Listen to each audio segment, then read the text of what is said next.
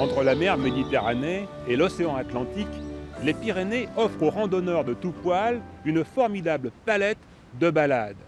Il est vrai que des rivages marins aux hautes cimes, la marge est immense. C'est précisément dans cette marge que nous partons nous promener. Le pied est sûr, le nez dans le vent. Attention cependant de ne pas vous enrhumer car l'air est vif. Il y a même quelques odeurs de contrebande. Bref, je vous emmène dans le paysage. Nous emprunterons les bonnes portes, c'est-à-dire celles qui sont ouvertes par les gens qui habitent, qui animent et qui protègent cette région.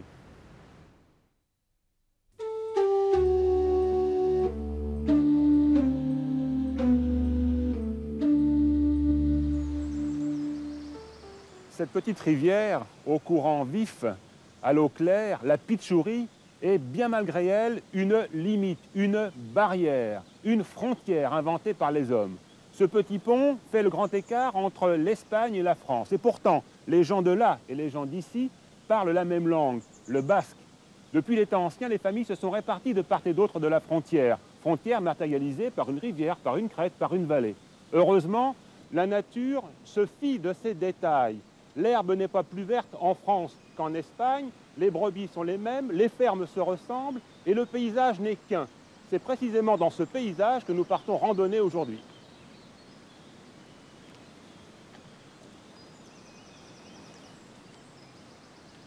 Notre balade prend la forme d'une boucle que nous pouvons parcourir en 5 heures. Nous avons quitté la frontière, en ce moment nous remontons la Pitchouri à travers la forêt.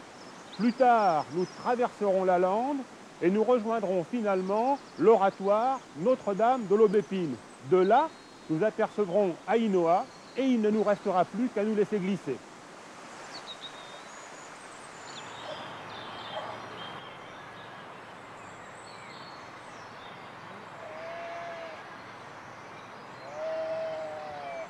Il n'est pas nécessaire de visiter les forêts tropicales humides pour rencontrer des jardins suspendus dans les arbres. Ici, sur ces chênes plusieurs fois centenaires, en plein Pays basque, on peut rencontrer ce phénomène, ces compositions. Les branches sont recouvertes d'un manchon de mousse. Il y a même des oiseaux qui sont venus libérer des graines. Regardez ce hou qui pousse entre la fourche de ce chêne.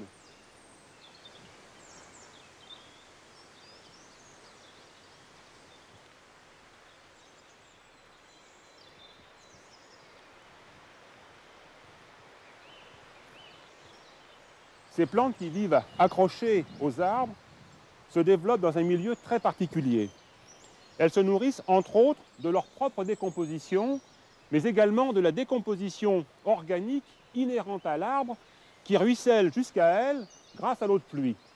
Mais elles bénéficient également, et j'ose dire malheureusement, d'un champignon qu'on appelle l'oïdium et qui est en train aujourd'hui de décomposer une grande partie de ces chênes.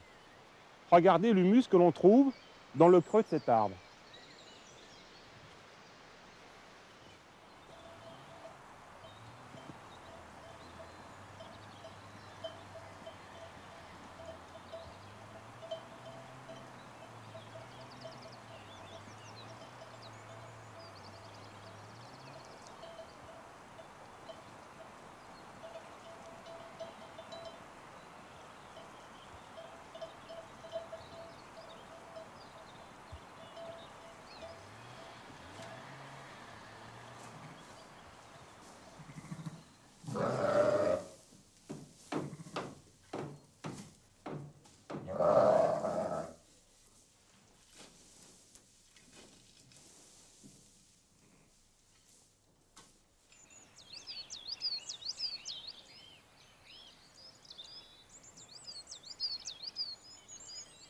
Le genêt occidental éclaire la lande de ses jolies fleurs jaunes à partir du mois d'avril et ce jusqu'au mois de septembre. Cependant, il est redoutable, pas seulement à cause de ses épines très dures, mais surtout parce que dès que la prairie n'est plus entretenue, il devient très envahissant. Mais il y a un autre danger, et cela concerne les brebis. Elles sont gourmandes et elles viennent manger les jeunes pousses du printemps. Et là, elles peuvent s'empoisonner. Donc les bergers ici n'aiment pas trop ce genêt, pourtant très beau.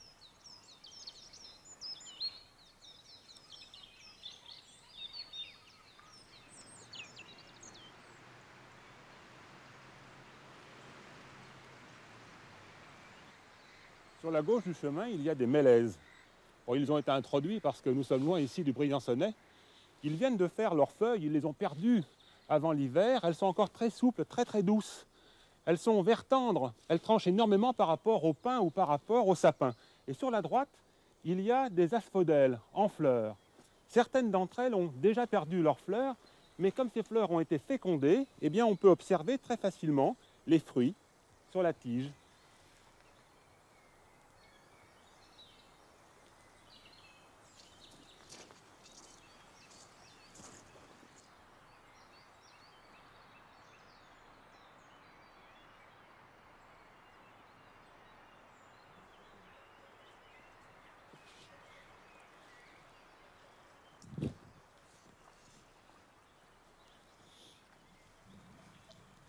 Les moutons ne sont plus dans la bergerie, je les vois là-bas.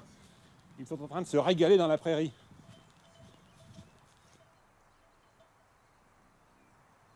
La prairie est toute verte. Juste au-dessus, les tons ont changé. On est dans le rouille, dans le rouge, dans le brun. Ce sont des champs de fougères qui ont été fauchés par les éleveurs. Ils en ont fait des meules et ils s'en servent comme litière pour les brebis, mais également pour les bovins. Le jour où cette pratique disparaît, la montagne est complètement recouverte par la lande.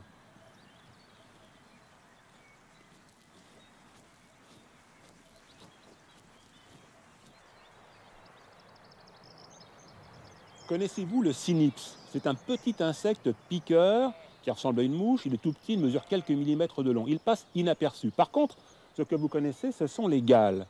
Cet insecte vient piquer dans la feuille. Il y dépose ses œufs, mais en même temps, il injecte un produit qui a pour effet de modifier les cellules de la plante et de les faire se multiplier en très grand nombre.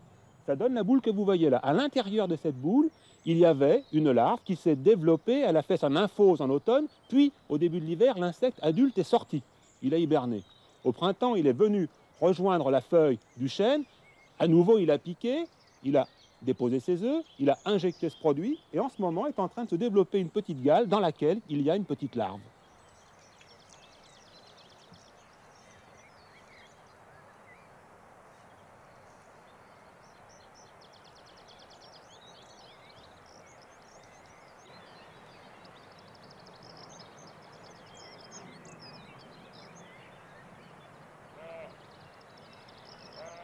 Quand nous sommes partis de bonne heure ce matin, nous étions pratiquement enveloppés par la brume.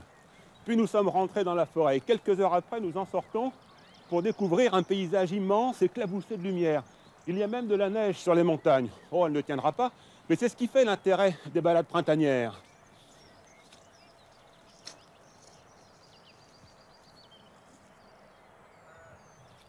Voilà le fort de réveil matin.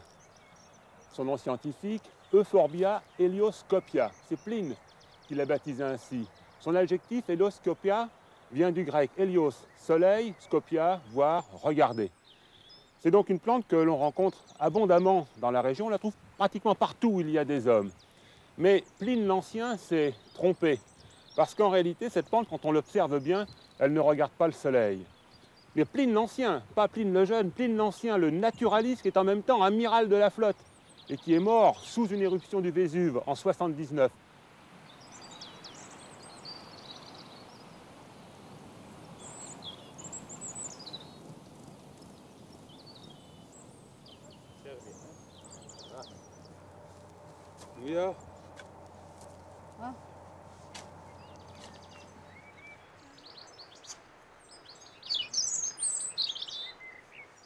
Voilà, nous allons rejoindre le GR10 qui traverse les Pyrénées de la Méditerranée jusqu'à l'océan et qui va nous permettre de rejoindre Ainhoa et de rencontrer en chemin l'Oratoire.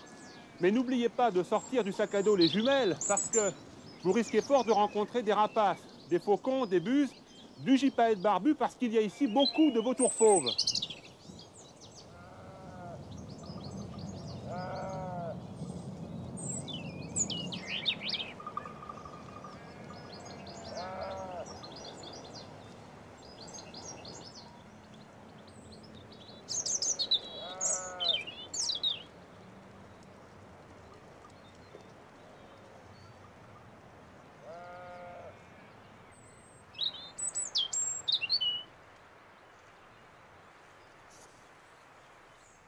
Je vais vous présenter monsieur le curé d'Ainoa, amoureux de nature et un tantinet poète. Bonjour Roger.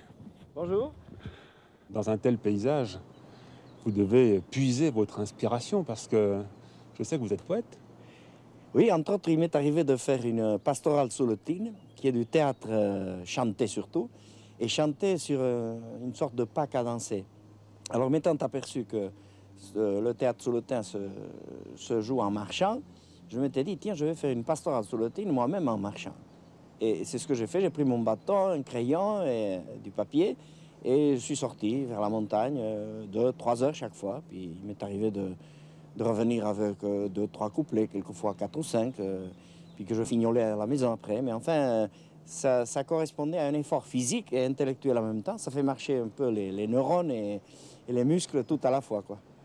Comment se chante la nature en basque? C'est surtout les bergers, quoi, qui chantent à tue-tête en plein air. Et, ça se reconnaît dans la manière de chanter, quoi. La voix n'est pas... C'est un peu dans le gosier que ça se passe, je ne sais pas. Il y en a qui disent que c'est la qualité de l'eau qui fait que beaucoup de montagnards chantent bien, mais c'est peut-être la qualité du vin aussi, je ne sais.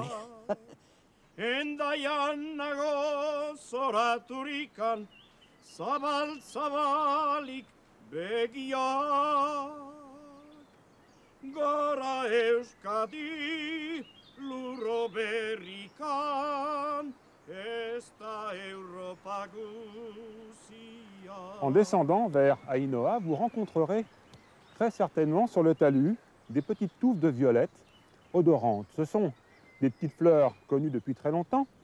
L'impératrice Joséphine en avait la passion, on en fait des bonbons, on en extrait une essence rare et parfumée. Une légende grecque prétend même que la violette odorante n'est autre qu'une des filles d'Atlas, qui était poursuivie par Apollon, et pour lui échapper, elle a tout simplement demandé à Zeus de la soustraire aux rayons du soleil. Elle fut exaucée et métamorphosée en violette odorante que l'on rencontre encore aujourd'hui dans les bois frais.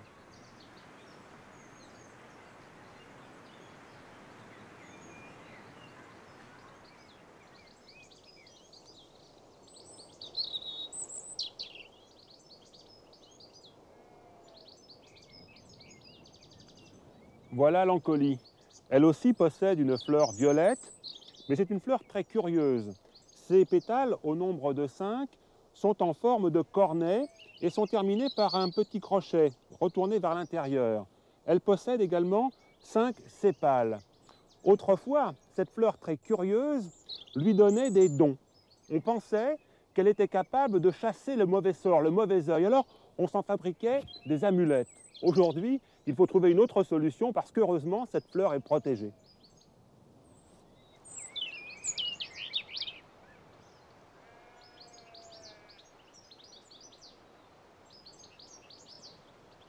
Il était impossible de quitter Notre-Dame de l'Aubépine sans s'arrêter précisément devant une aubépine en fleurs, plutôt en fin de floraison. Il fait froid, elle n'est donc pas butinée par les insectes, mais elle nous indique la direction à suivre pour rejoindre Ainoa, point final de notre balade.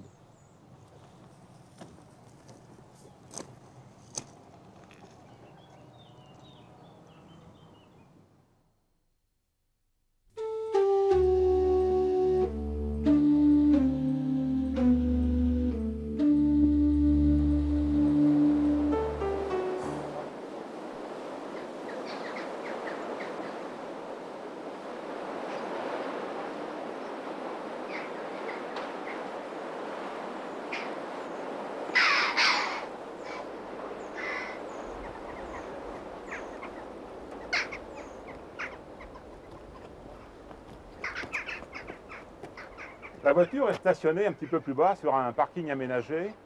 Derrière les crêtes brumeuses se trouve l'Espagne. Nous sommes ici dans la réserve de Néouvielle, ce qui signifie vieille neige. Cette réserve est très ancienne, elle date de 1935 et elle a été constituée pour protéger une faune, une végétation extrêmement fragile. Et cette fragilité vient évidemment du climat. Alors nous allons rentrer dans cette réserve en faisant très attention de ne pas l'abîmer, en respectant la réglementation, pas de chiens, pas de camping. Nous y passerons toute la journée, mais vous verrez, il y a plein de choses à découvrir.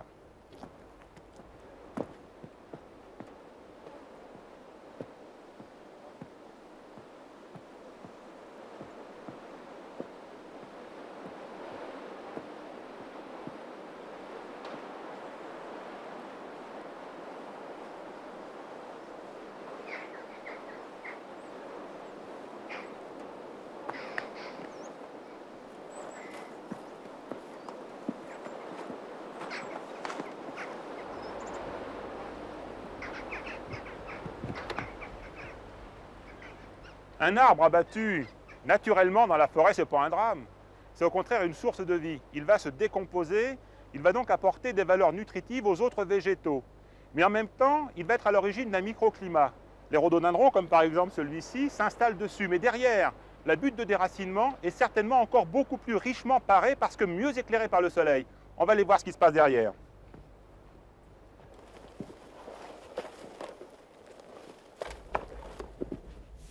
Regardez, on appelle ça une butte de déracinement qui forme un écran au vent. Et en même temps, il y a des capteurs solaires. Ce qui fait que dans ce tout petit endroit, il y a un véritable jardin suspendu. Regardez, des myrtilles, il y a des framboisiers, il y a ici de la bruyère, il y a même un bolet, et sur la souche elle-même, des quantités de petits pins à crochets qui ont germé. Il a donc assuré, grâce à son déracinement, la suite de la forêt. Une forêt toute jeune est en train d'apparaître à cet endroit.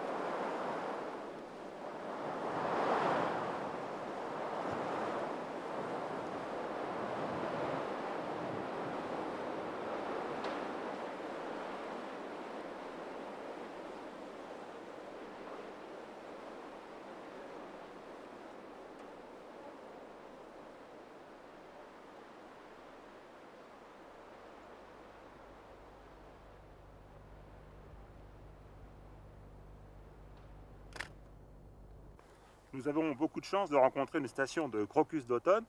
Cela aurait pu être une station de colchique, mais les crocus ont une fleur beaucoup plus foncée.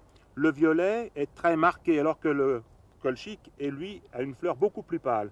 Mais ce qu'il faut savoir aussi, c'est que les crocus d'automne ont fait leurs feuilles au printemps. Ils les ont perdues, elles ont séché, ils ne sont maintenant plus que suspendus au bout d'une très grande tige, très fragile. Alors ne les cueillez pas.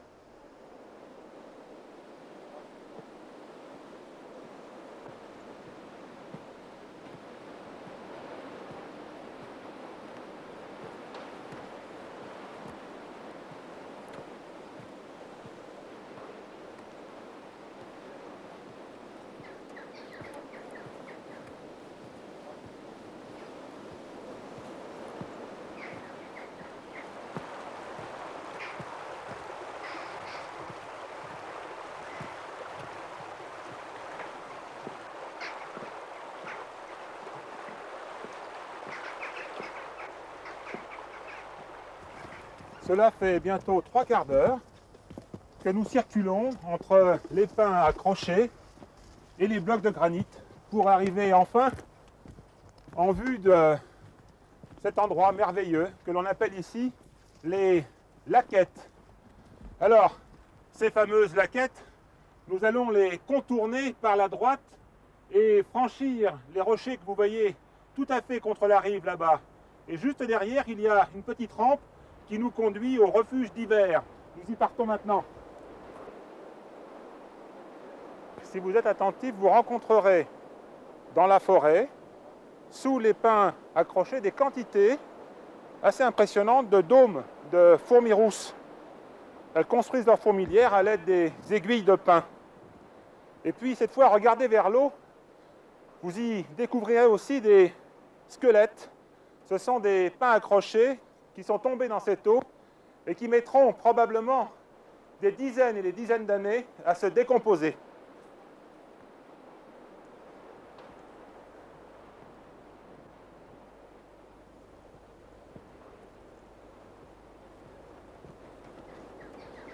Les roches granitiques sont très dures et pourtant les glaciers du Quaternaire ont réussi à les peaufiner, à les transformer. Ils ont même dessiné ces vastes dépressions aujourd'hui occupées par des lacs splendides. l'eau y est claire et changeante en fonction de la couleur du ciel. Il n'y a pas que ces traces qui nous rappellent la présence des glaciers autrefois. Il y a aussi ici des forêts de pins à crochet. Et ces forêts sont capables d'atteindre l'altitude de 2500 mètres. C'est un arbre extrêmement résistant.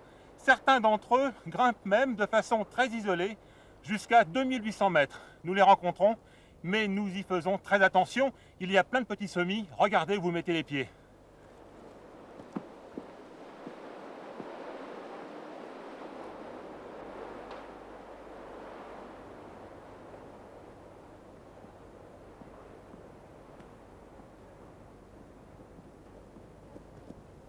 N'ayez crainte, il ne s'agit pas là d'un camping municipal, mais d'une zone de bivouac, ici près du lac d'Aubert. C'est un endroit qui se trouve à peu près à mi-chemin des cols avoisinants, et c'est très heureux et très utile pour les randonneurs de pouvoir ici, lorsqu'il fait mauvais temps, lorsqu'il neige, lorsqu'il y a du brouillard, ouvrir sa tente.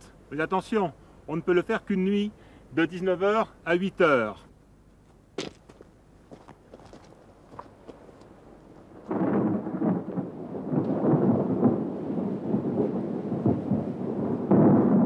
Du lac d'Aubert, on aperçoit très bien la forêt de pins à crochet qui s'étire dans la montagne, mais qui en même temps s'amenuise au fur et à mesure qu'elle s'élève, qu'elle prend de l'altitude. Mais on voit aussi distinctement une sorte de griffe qui sort de la forêt dans son sommet et qui traverse les cônes de déjection. C'est le sentier que nous prendrons pour atteindre Ourquette d'Aubert. Mais ce sentier, nous le prendrons à condition que le temps reste beau, clément. Sinon, nous abandonnerons ce projet si le brouillard, par exemple, tombe brusquement.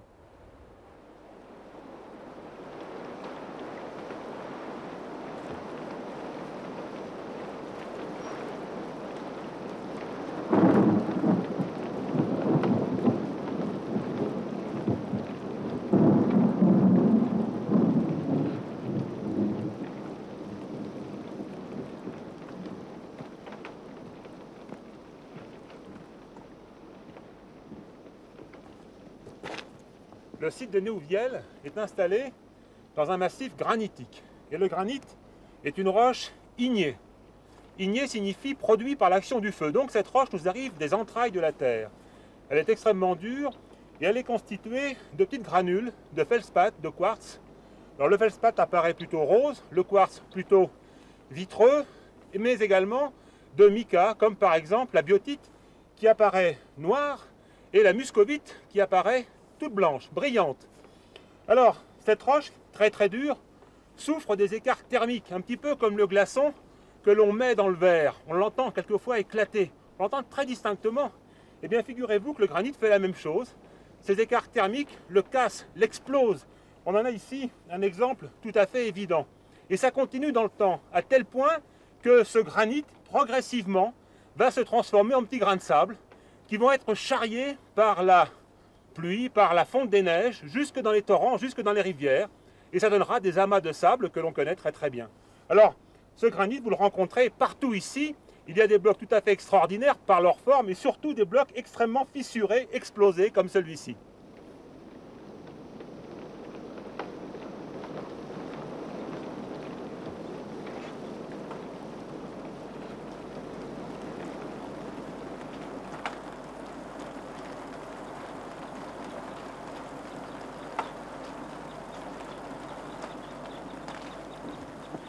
Depuis le début de notre balade, je vous parle du pin à crochet. C'est tout bête. La raison est qu'il habite ici, Néouvielle, et qu'il est le seul arbre pratiquement à résister au climat extrêmement rude que l'on rencontre ici. On peut même aller jusqu'à dire que c'est une relique de l'époque glaciaire. Mais si on l'appelle pin à crochet, c'est parce qu'il possède une pomme dont les écailles développent une sorte de crochet. Mais ce cône est reconnaissable pour une autre raison. À l'inverse du cône du sapin ou de l'épicéa, il est asymétrique. Regardez.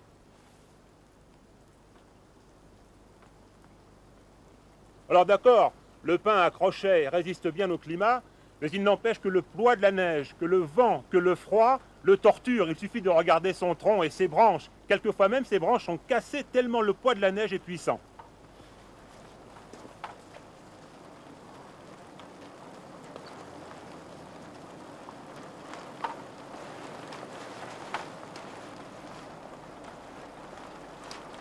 Bonjour. Bonjour. Dites, quel temps là? Bonjour. Heureusement que le refuge est ouvert. Oui, oui. Il y en a pour un moment encore? Ça va se calmer, non? Je pense pas là, c'est parti pour la journée. En plus, la neige est en train de descendre. Je sais pas, on risque de l'avoir ici d'ici peu. Ah bah dites donc, c'est réjouissant. Alors d'un temps comme ça, qu'est-ce que vous faites? Vous attendez que ça se passe? Voilà, on a fait le café. Qu'est-ce que vous me conseillez, moi? Je reste, j'attends que ça se passe? Je pense pas. Si vous avez le temps, vous pouvez Ah, j'ai pas trop le temps, non. tenter l'attente, sinon je crois que c'est pas la peine. Oui, surtout que. Aujourd'hui, C'est coincé, hein. Ouais. Ouais. D'ailleurs, il neige. Oui. Il neige. Ça y est, on y est. C'est parti. Oui, la prudence quand même, Voilà. qu'on descende. Hein.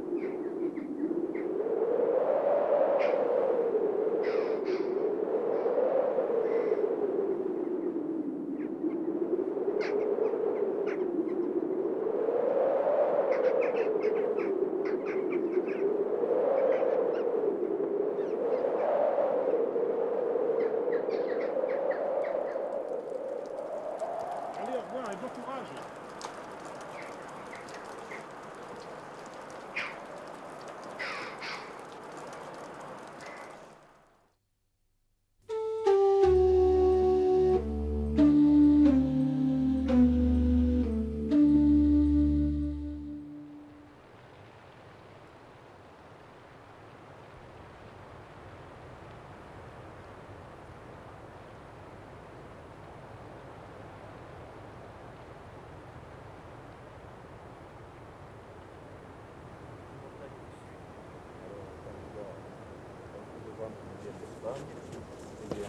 Comme c'est le cas aujourd'hui. Oui, aujourd'hui, on est en plein vent du sud. D'ailleurs, le vent apporte des nuages. On voit des nuages franchir la frontière, passer Ouais. par-dessus les crêtes. Et sitôt qu'il va s'arrêter, ce vent du sud, ça va passer au nord et demain, je pense la pluie. Et un coup de refroidissement dessus. Il y a 2 ou 3 jours, il y avait combien de centimètres de neige là? Oh, ici, il devait y avoir 80 cm vraiment. Et aujourd'hui, on va le gazon. Oui, ça affleure par moment, c'est difficile. Nous avons la chance pour cette balade d'être accompagnés de Fernand. C'est avec lui que nous allons faire cette fameuse route des facteurs. Nous sommes dans les Hautes-Pyrénées, exactement à 1180 mètres d'altitude, mais plus encore. Quels sont nos repères? Eh bien, ici, c'est le hameau des Artigauds, au-dessus d'Arens-Marsous. Derrière nous, nous avons les montagnes d'Argelès-Gazos. Ici, sur la gauche, le pic du Gabizot, avec à ses pieds le col du Soulor, col routier. Et puis, nous, on se dirige vers le col de Somme, sur notre droite. Et derrière, c'est Arbeost. Arbeos-Ferrières, 2 petits villages qui font partie, administrativement, du canton d'Aucun, situé derrière nous, dans le Val d'Azun. Et c'est là que tu habites, à Arbeost? Voilà, c'est là que j'habite depuis 14 ans. Et tu es originaire de là-haut? Tes parents? Mon grand-père.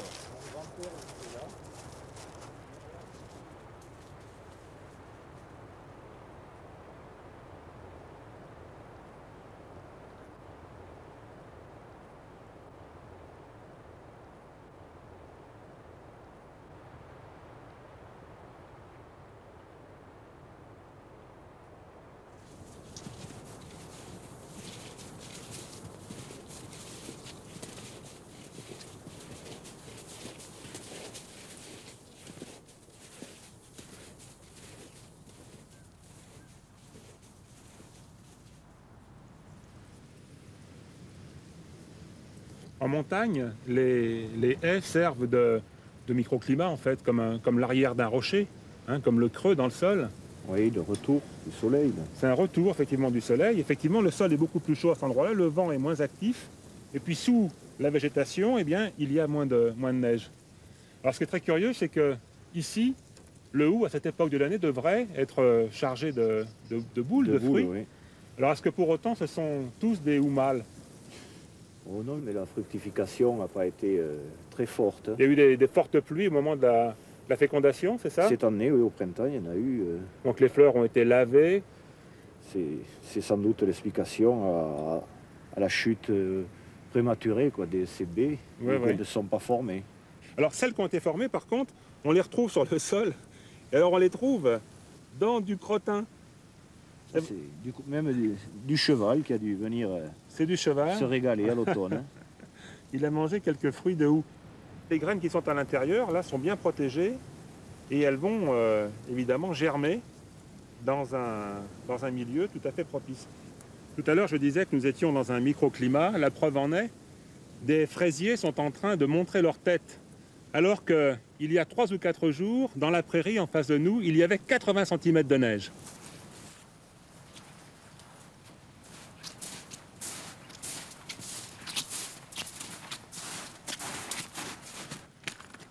Et nos raquettes nous sont bien utiles. Ben oui, à partir de maintenant, là, elles vont le devenir encore plus, je pense. Alors dans les caillasses, on les enlève quand même. Hein. Parce qu'on va quand même en rencontrer un petit peu sur le chemin. Oui. J'habite un petit hameau dans les Alpes et la voisine récolte les feuillages de frêne pour nourrir les chèvres. Alors ensuite, le bois, elle s'en sert comme fagot pour allumer son feu. Ici, qu'est-ce qu'on fait du frêne, Fernand? Il a été mis autour des prairies de fauche et c'est un bois très facile à travailler. Tous les objets ici de la vie quotidienne, il y a encore 40 ans en arrière, étaient faits dans le frêne. On le courbe facilement. On y taille encore les colliers qui permettent de porter les cloches des vaches qui monteront à l'estive.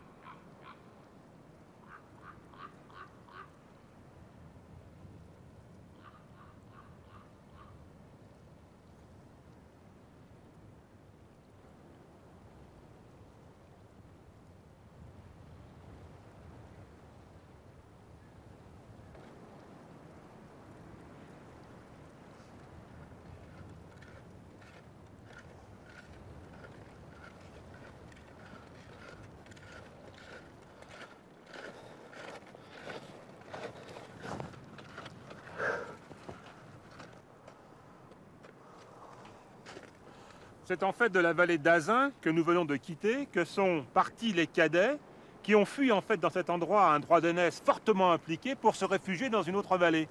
Oui, dans la haute vallée de l'Ouzoum, ils sont allés s'établir pour fonder 2 communautés, Arbéos, Ferrières, qui ont été administrativement rattachées au canton d'Aucun, situé de l'autre côté de la montagne.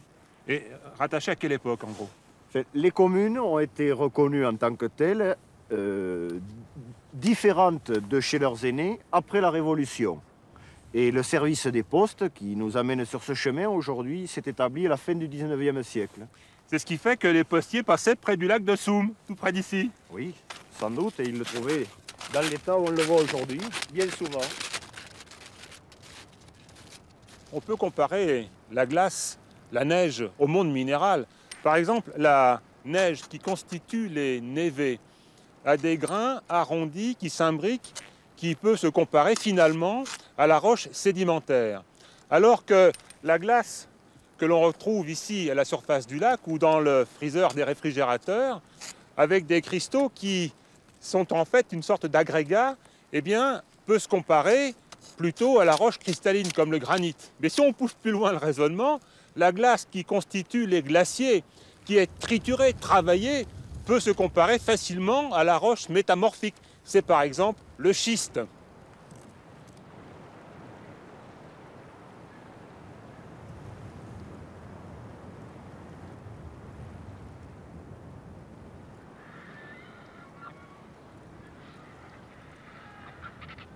En chemin, dans la montagne pastorale, vous rencontrerez les vautours fauves. Ils sont là pour débarrasser la nature des carcasses d'animaux morts et du coup, ils permettent, parce qu'ils sont au moins 200 dans cet endroit, la nourriture d'un couple de gypaètes.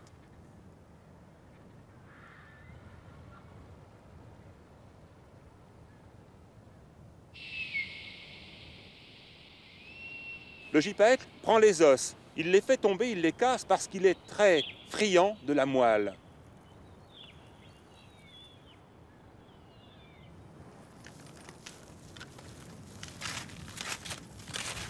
Eh bien, tu vois, ici, ils ont dû établir ces tas de pierres de 2 mètres de large, 2,50 de haut. Il y en avait 5 ou 6 là qui jalonnaient le chemin des facteurs pour descendre sur le village d'Arbeost. Et les jours de tempête, eh bien, ça a aidé à guider les gens qui faisaient ce chemin pour se rendre au marché, par exemple. Eh ben nous allons suivre le même principe parce que la tempête est en train de se lever, on file à Arbeost au refuge.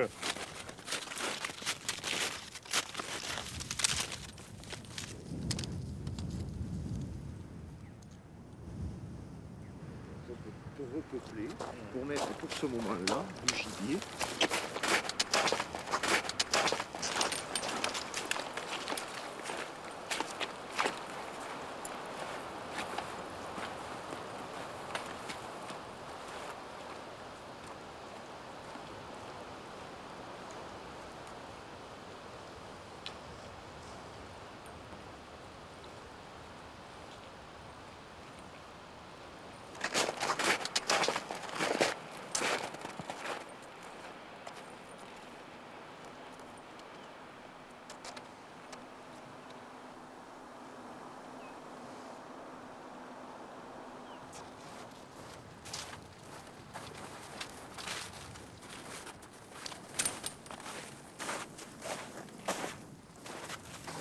Je suis sur une tourbière à sphaigne. Ce sont les mousses vertes qui se déplacent à la surface. Et en fait, je suis sur une sorte de radeau.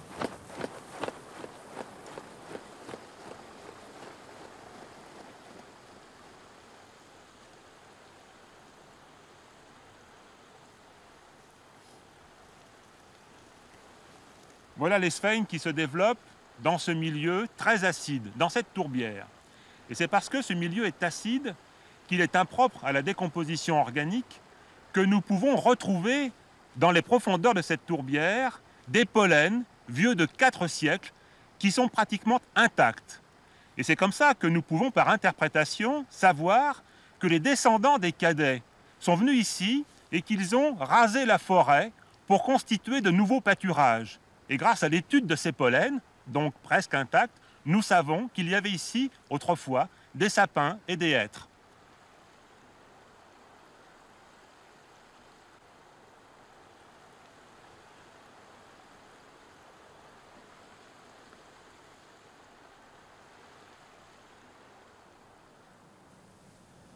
Eh bien Michel, tu vois là les premières maisons d'Arbeost, le quartier du Bourdala. Le facteur, dont nous suivons le chemin et qui venait donc d'Aucun, lui, il s'arrêtait là. La maison postale, ici en dessous du col de la Serre, il déposait sa sacoche et des préposés de la vallée, d'Arbeost et Ferrières, venaient chercher le courrier pour le distribuer dans les 2 villages. Nous, on n'est pas tout à fait arrivés, on va continuer pour rejoindre le bourg.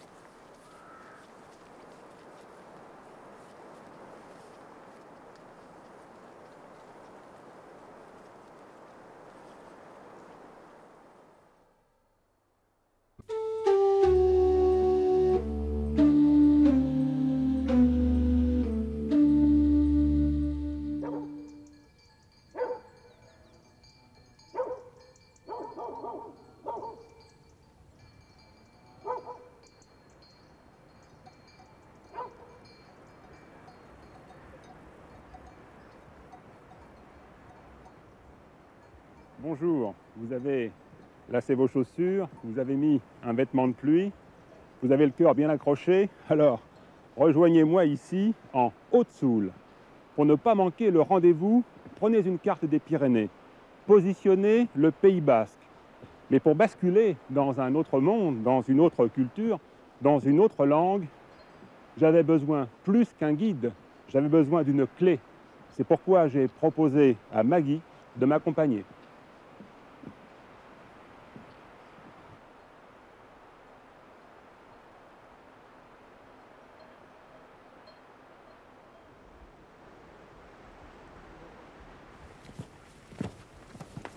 Maggie, plus on pénètre dans le massif, plus on pénètre dans le Pays Basque, et plus j'ai le sentiment d'être sur une île, dans un milieu un petit peu à part. Tu parles en basque avec les gens que tu rencontres. Oui, bien Moi, je suis un sûr, petit peu étranger oui. dans cette affaire. Tout à fait, oui. Et puis la culture, on se rend bien compte quand même que les gens vivent sur des principes, sur des règles un peu différentes. Oui, bien sûr, mais je pense que ça, c'est dû au fait justement qu'on est ici dans une zone un peu retirée et donc on a probablement moins suivi des influences extérieures et on a beaucoup plus gardé des règles de vie, je dirais. Et c'est probablement un peu comme ça partout dans les zones de montagne qui sont en retrait, je dirais. Oui, c'est ça, c'est comme sur une île. On revient à mon histoire d'île, hein, c'est un peu ça. Vous êtes un peu protégé Oui. par vos montagnes. Tu dis on est retiré, on n'est pas si retiré que ça. Parce Non, que... ben non, on n'est pas. Il y a des zones probablement beaucoup plus retirées que celle-ci, mais malgré tout, c'est une vallée qui a bien ses limites par les reliefs, en fait. Et de nos habitudes, en fait, je crois qu'on n'a pas vraiment tendance à aller à l'extérieur parce qu'on est bien ici, tout simplement. En tout cas, moi je suis bien aussi.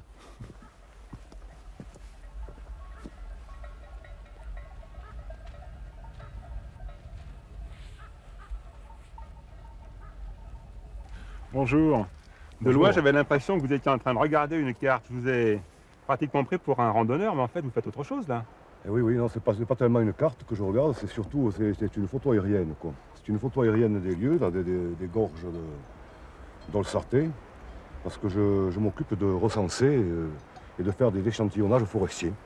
Le sentier qui nous amène à la passerelle d'Ostarte suit cette espèce de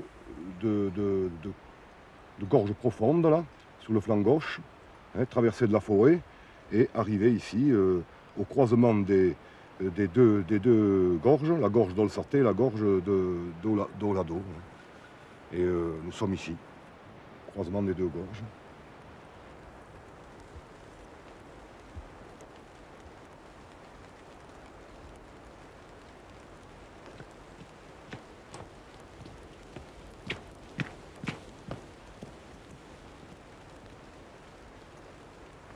Dans cet endroit, le sous-bois est extrêmement sombre, à tel point que les jeunes arbres ont bien du mal à s'élever.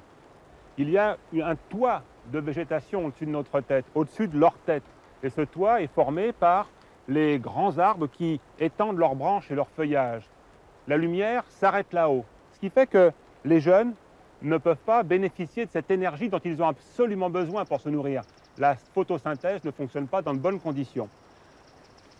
Il suffit d'observer ces grands êtres pour se rendre compte que non seulement ils s'élèvent pour rejoindre la lumière, mais ils étendent également leurs branches à l'horizontale comme des tentacules pour aller chercher encore davantage d'énergie là-bas, dans la vallée.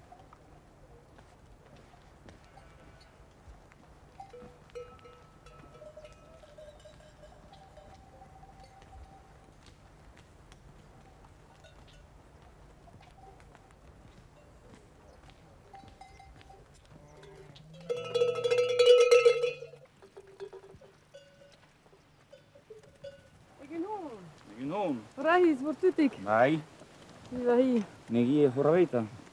biba hi. Eta, noiz partitu zire? Hama jatzain hama bostian. Ah, Hiu Ok. hilabete gainen iganik, ouais. igantxek. Si c'est pas trop indiscret, ça veut dire quoi tout ça? Voilà, disons, il est en train de me dire que là, il était monté là-haut avec les brebis à la fin du mois de Mi-juin. juin, Mi-juin. vers la mi-juin. Et là, aujourd'hui, il redescend donc avec son troupeau. Ils vont aller sur l'exploitation. Belizarte Odin. Zanontxa! Adio. Adio.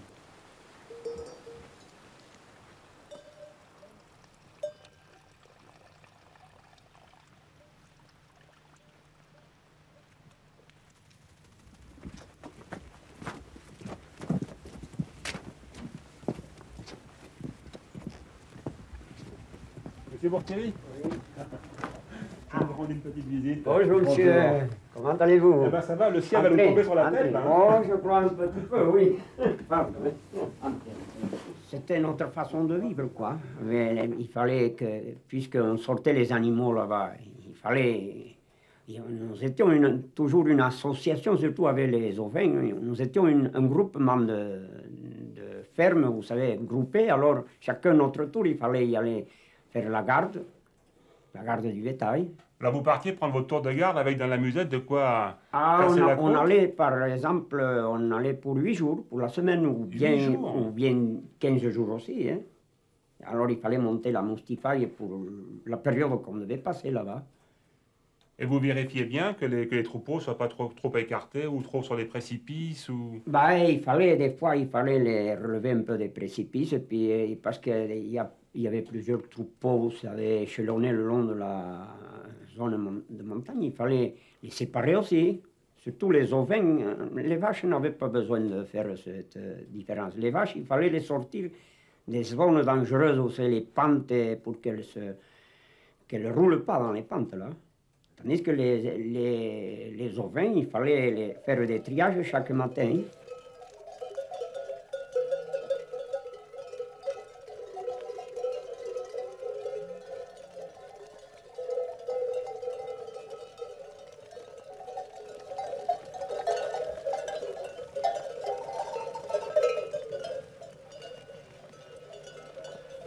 Alors ça, c'est un caillolard. Oui, voilà, ça. On a ici un caillolard type représentatif d'un caillolard. C'est le logement du berger ici. En fait, ce caillolard-là, ils étaient tous comme ça il y a encore une cinquantaine d'années. Bon, maintenant, ils ont beaucoup évolué parce qu'on a fait des caillolards neufs. On a également repris des anciens que l'on a bien aménagés avec un peu de confort, évidemment, pour le berger. Tout se passait là. Et à l'origine, ils étaient 7. Il y avait un berger qui avait... Chaque jour, il avait un rôle différent. Et puis, bon, ça a évolué avec le temps, puisque au fur et à mesure, ils étaient de moins en moins nombreux. Et actuellement, même, c'est un berger qui vient, il fait son tour 2-3 jours, et puis il redescend.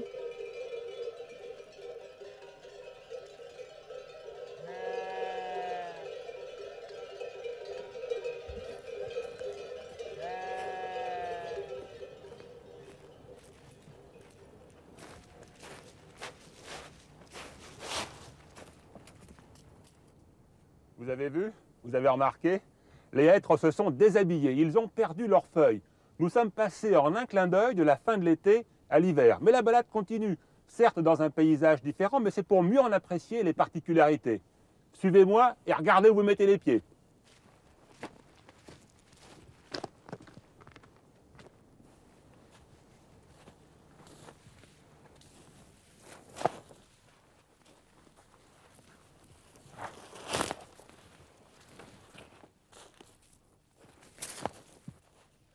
La forêt des Arbailles est magique.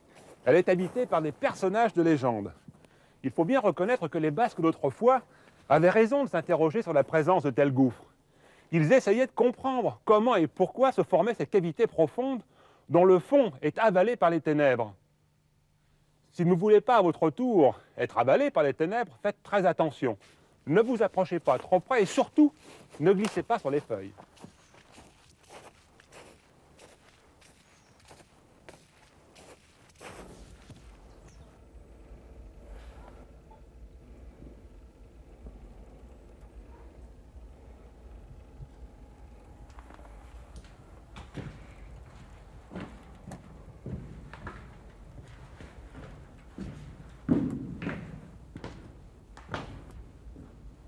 Il suffit de visiter cette caverne située à 100 mètres environ du col de Xibar pour comprendre pourquoi les hommes ont inventé tant d'histoires fabuleuses. Malheureusement ici, il n'y a plus d'ours, mais peut-être encore dans quelques recoins de petits génies que l'on appelle les laminacs.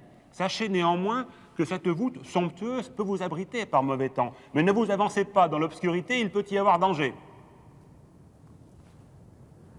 Il faut en effet de la lumière pour pénétrer les entrailles de la terre, ce qui permet d'ailleurs de découvrir quelques vestiges, comme ce lit de rivière souterraine aujourd'hui tarie, mais il s'agit probablement de la trace d'une des plus anciennes rivières de l'Arbaille.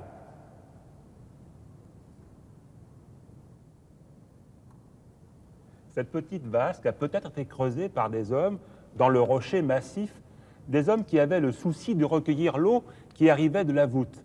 Mais cette eau est sursaturée en calcaire. Du coup, les petits cailloux qui se trouvent à l'intérieur sont recouverts d'une couche de calcite.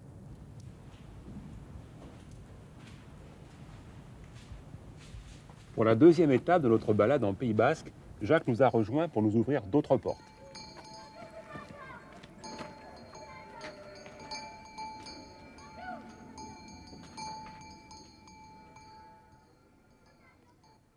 Alors voici la source de Camou et la faille qui canalise l'eau en surface, cette eau tiède et salée. Et nous allons voir maintenant le mécanisme de l'ascension de cette eau. Camou se situerait à peu près par ici. Alors le massif des Arbailles est constitué de 4 couches de calcaire, la rose, la bleue claire, l'orange et les couches jaunes, que l'on peut considérer comme une même couche, séparées par des écrans argileux imperméables, qui en principe devraient permettre de maintenir les eaux à l'intérieur de ces massifs calcaires. La couche rose descend le plus profondément dans le massif et elle arrive donc à canaliser une eau qui va se réchauffer en profondeur et va dissoudre du sel qui se trouve dans cette couche en noir ici. Cette eau donc chaude et salée va avoir tendance à remonter vers des sources qui se trouveraient ici. L'eau de la source de Camou aujourd'hui est à 24 degrés, alors qu'à l'extérieur, nous sommes à presque 0 degré. Mais il faut savoir que dans la littérature, on parle d'une eau à 35 degrés quand l'étiage est le plus bas.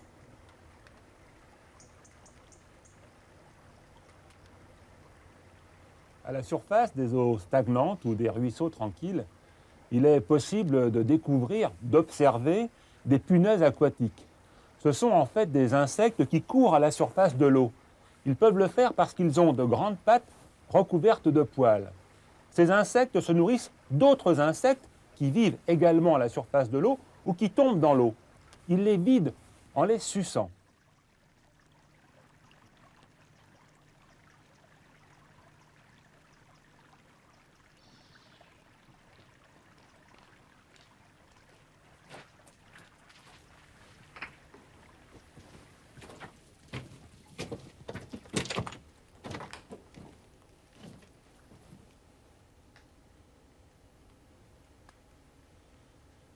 Nous débouchons dans un endroit étrange, exotique, tropical même. Des lianes tombent du plafond. C'est en fait une cascade de lierre. Il y a des mousses et des fougères. Qu'est-ce qui s'est passé ici, Jacques? Eh bien, c'est un petit gouffre d'effondrement. Le toit s'est effondré et nous marchons actuellement sur ce qui reste de ce malheureux toit. Mais nous sommes surtout au cœur de la faille de Camou, avec toutes ces fractures que l'on voit au plafond, que l'on voit sur les parois. Et c'est par ces fractures que sortait initialement l'eau chaude que nous avons touchée. Le griffon que nous avons en bas ne fonctionne qu'en période de crue, lorsque le fond de cette cavité se remplit. Et à une période beaucoup plus reculée, l'eau sortait beaucoup plus haut.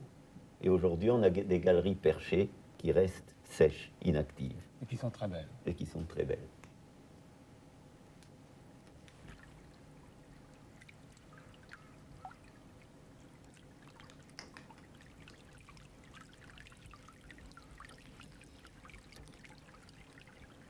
Nous ne sommes pas au bout de nos surprises, parce que dans cette eau tiède et salée, vit la crevette d'eau douce que l'on rencontre plutôt dans les torrents d'eau très oxygénée et froide.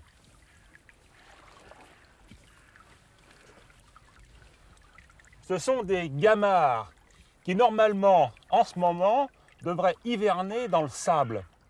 Il se trouve que leur activité est favorable aux poissons, puisque du coup, ils connaissent l'opulence toute l'année.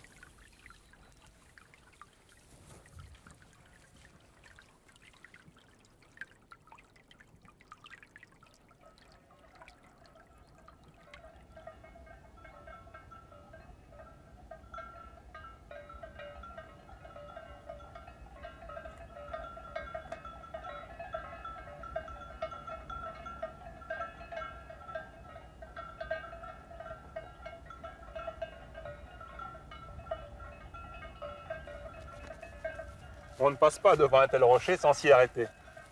Grâce à la gravité, l'eau de pluie arrive jusque sur la terre. Elle traverse le sol, elle s'acidifie. Elle poursuit ensuite son chemin à travers des petites fissures qu'elle élargit. Ces fissures retiennent des particules de sol. Et sur ce sol tout neuf viennent s'installer des spores et des graines qui se mettent à germer. C'est ainsi que naissent des petits jardins suspendus tels que celui-ci. Ce calcaire aujourd'hui dur était, il y a 100 millions d'années, une boue fluide au fond d'une mer tiède, peu profonde et limpide, comme aujourd'hui aux Bahamas. Les coquillages que l'on trouve aujourd'hui dans la masse en sont la preuve.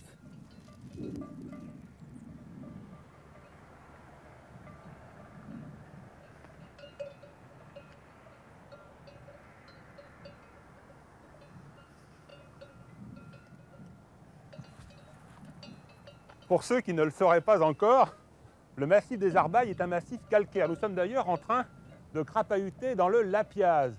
C'est ce qui explique qu'ici, les rivières sont souterraines. Toute l'eau qui tombe sur le Lapiaz, au lieu de ruisseler en surface, s'infiltre directement dans le sol par toutes les fissures que nous voyons là et forme les cours d'eau souterrains.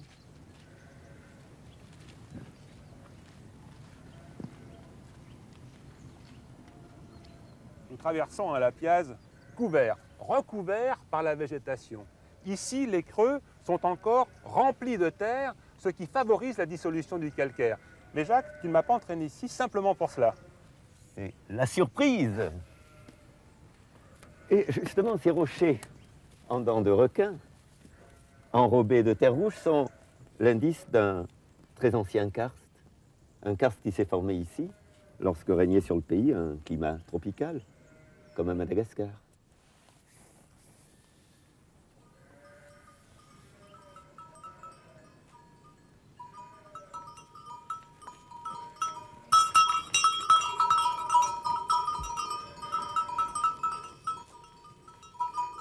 Dans la campagne, une pierre plate, c'est un toit.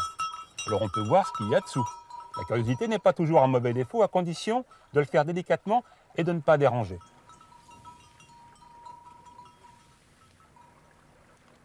Regardez, un petit crapaud qui est en train d'hiberner.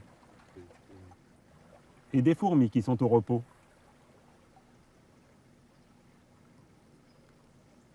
On referme la chambre sans écraser les hôtes.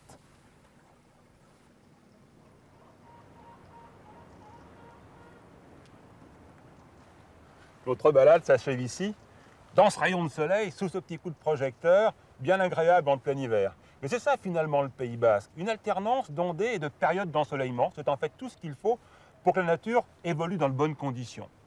Ceci dit, pour votre confort, en toute saison, il est préférable de partir avec des vêtements imperméables et chauds, ainsi que des chaussures montantes, car dès que vous sortirez du sentier, vous rencontrerez le Lapiaz, déformé, instable et glissant. Il faut d'ailleurs redoubler de vigilance en hiver, lorsque la neige estompe les formes, parce qu'un pont de neige peut s'effondrer et c'est la chute dans la faille.